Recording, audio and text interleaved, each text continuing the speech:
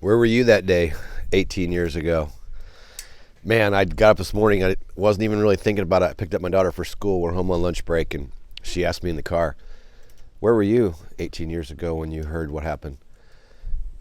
And man, not thinking about it, it brings goosebumps right to you immediately, right? And I distinctly remember exactly where I was at. Jennifer's mom called me. I was at the gas station getting ready to drive to my new CFI job, right? I worked all that time, all that headache and heartache to get to where I was at, and had just started this new job up near Chicago. And I was at the gas station getting gas when Jennifer's mom called me and said a plane had just flown into the World Trade Center. And it didn't really click right at first, right? And I had no idea what was going to continue to happen. And I started towards that job. I had like a 2-hour drive to get to work, and they called me from the airport and said, dude, don't even come up here because, everything's shut down and there's snipers on the roofs. And I can remember stopping at my dad's house that was on the way and going in and just watching in freaking amazement or bewilderment. I don't know the words. And it's interesting telling my 16-year-old about it. I don't remember anything, in my lifetime that was as just craziness. God, how do you even explain it? For those of you that remember it, most people watching these videos are flying and we're probably, remember. What were you doing? Where were you at when you heard? And, telling Gloria about it going, nobody knew, right? And even when I first heard a plane had flown into one of the buildings, okay, I could remember hearing a story about, a plane hitting, I think, like the Empire State Building many, many years ago, and it was a weather-related thing. So I remember thinking, well, it's a beautiful day out, Well, of course, I'm miles away, but still, who could fathom what was going to continue on to happen over the next several hours?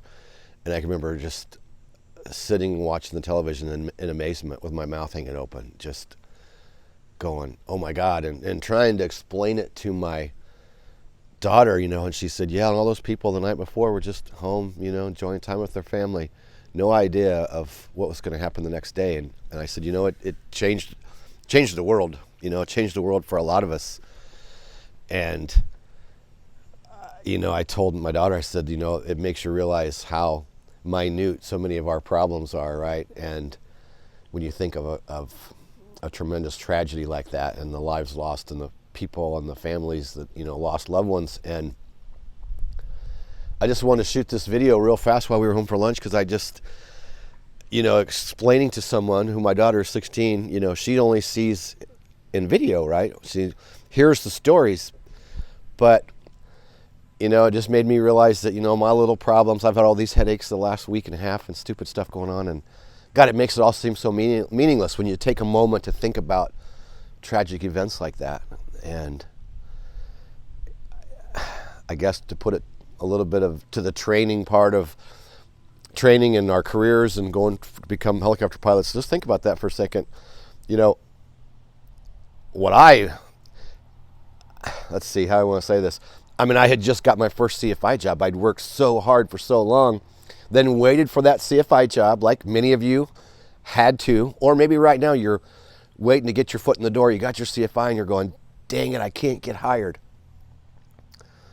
Those are small, minute problems, right, compared to the big picture. But it took, it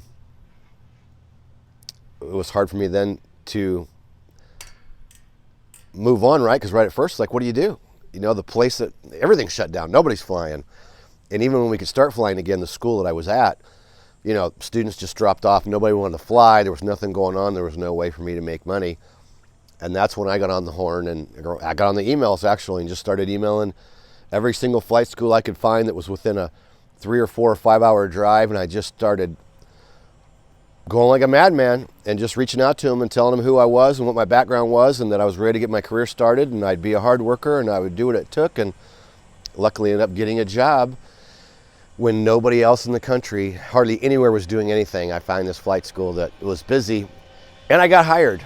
So I guess what I'm trying to say is, if you're struggling and you're trying to get there, the stumbling blocks, there may be many of them. You'll hit one and then you hit another and you hit another. And you just keep going, and you got to sell yourself.